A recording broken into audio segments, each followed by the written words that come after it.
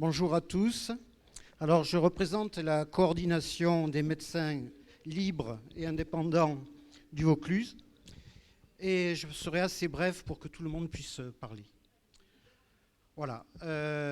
En fait, je ne parlerai pas tellement de l'action de la coordination 84 parce que c'est exactement tout ce qu'a fait la coordination Comélie 13 de Florence Zemmour qui vous en parlera donc ultérieurement. Alors, mon intervention intervient exactement dans la lignée. Et nous avons vu des auteurs brillants qui parlaient de la réflexion, du fond de la réforme. Moi, je vais juste vous donner 4 idées à discuter sur les actions.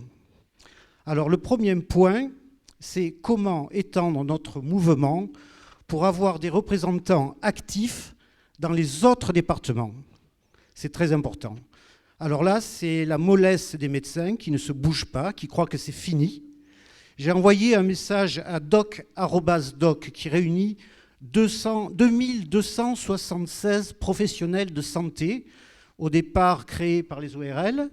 J'ai eu une réponse, le docteur Laurent Sederman en Champagne-Ardenne.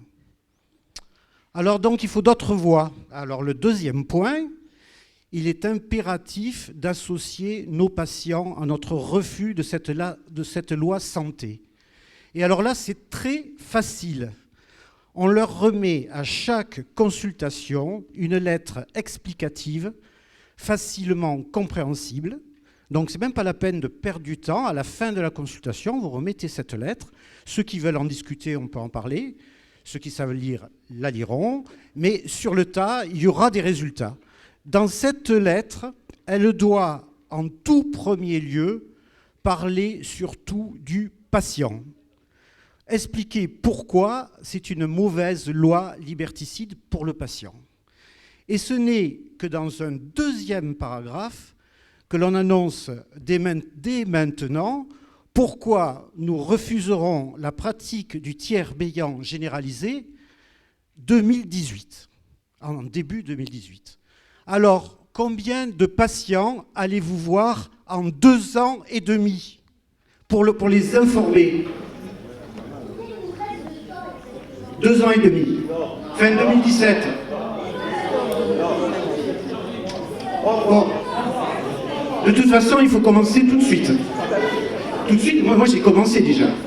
Donc, nous avons un modèle à votre disposition que vous pourrez améliorer, que vous pourrez changer en fonction de vos idées. Mais il faut faire marcher vos photocopieuses et les remettre à tous les patients. Alors ça, c'est le premier point. Le deuxième point, en soutenant les groupes patients, médecins, soignants, à l'image de ce qu'a fait Réjeanne Tomazic. Donc, deuxième point. Troisième idée, j'ai une troisième idée.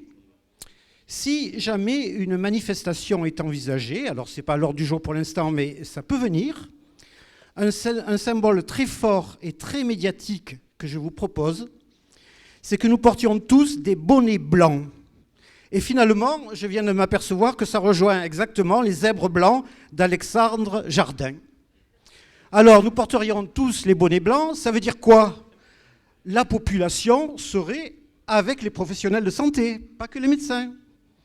Et toutes les professions de santé, quelle que soit leur sensibilité, syndiqués, pas syndiqués, UFML, FMF, enfin tous les syndicats, réunis sous les bonnets blancs et les patients réunis avec les médecins. D'accord, je finis. Alors, cela ne s'improvise pas, hein, de faire des milliers de bonnets blancs, à discuter donc, mais ce serait un signal très symbolique, car vous avez constaté que le gouvernement a vite capitulé devant le courant révolutionnaire et dévastateur des bonnets rouges. On n'a pas de tracteur. T'es pas breton, alors c'est raté. Ensuite, dernière petite idée, pourquoi, bon vous allez peut-être tous rire, mais pourquoi nous ne vendrions pas aussi des bonnets blancs à prix coûtant à nos patients? Pourquoi pas? Pour les associer avec nous. Voilà, enfin, bon, la dernière idée peut-être totalement utopique, mais je vais quand même vous en parler. Vu que les médias grand public n'informent pas la population du réel contenu de la loi, Alors rêvons un peu, pourquoi on ne pourrait pas se payer un petit spot télé ou au moins une page d'info dans un journal grand public. Bon là, il faut de l'argent. Voilà, en résumé, je vais vous conclure les 4 points dont nous aimerions avoir votre avis. 1. La tâche d'huile pour se développer dans les autres départements endormis, puis les coordonner dans un mouvement national efficace. 2. Expliquer et associer nos patients. La lettre explicative, les groupes patients, médecins. 3. Les bonnets blancs. 4. Les médias. Voilà. J'ai essayé d'être assez bref.